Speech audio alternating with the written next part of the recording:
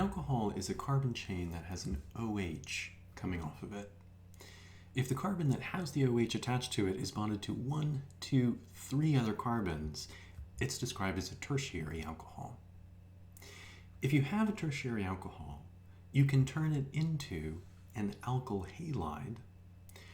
That's a molecule where the OH has been replaced by a chlorine or a bromine, using this reaction here.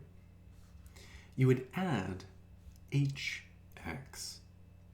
X in organic chemistry stands for the halogens, usually chlorine or bromine.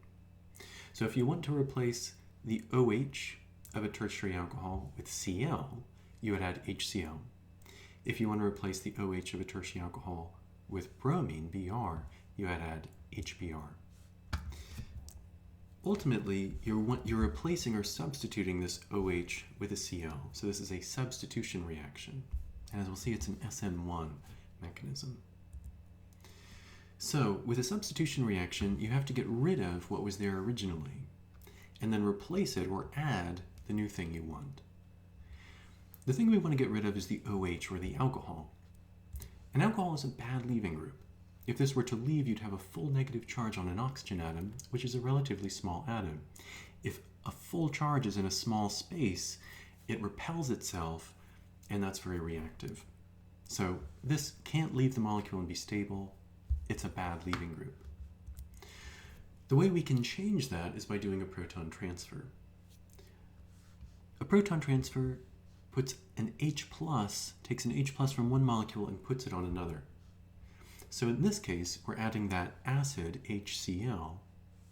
The slightly negative oxygen of the alcohol attacks the slightly positive H of that acid, and the halogen, in this case the chlorine, takes those electrons and leaves.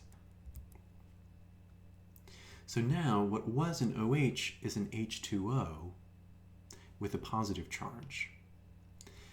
Notice that the chloride ion is floating around. So what we've done is we've taken a poor leaving group and we've turned it into a great leaving group.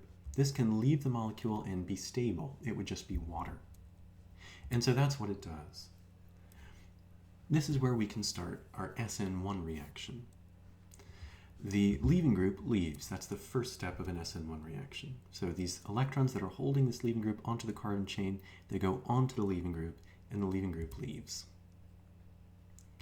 After it leaves, you have a carbocation that's left behind. In this case, it's a tertiary carbocation. The chloride ion from the HCl can now act as a nucleophile and attack the positive carbon. So this is the nucleophilic attack, which adds something onto a carbon chain. And that leaves you with your alkyl halide. So ultimately, in this reaction, you start with a tertiary alcohol. You replace the OH with either a Cl or a Br. You turn it into a tertiary alkyl halide by adding either HCl or HBr. That's the SN1 conversion of a tertiary alcohol into an alkyl halide.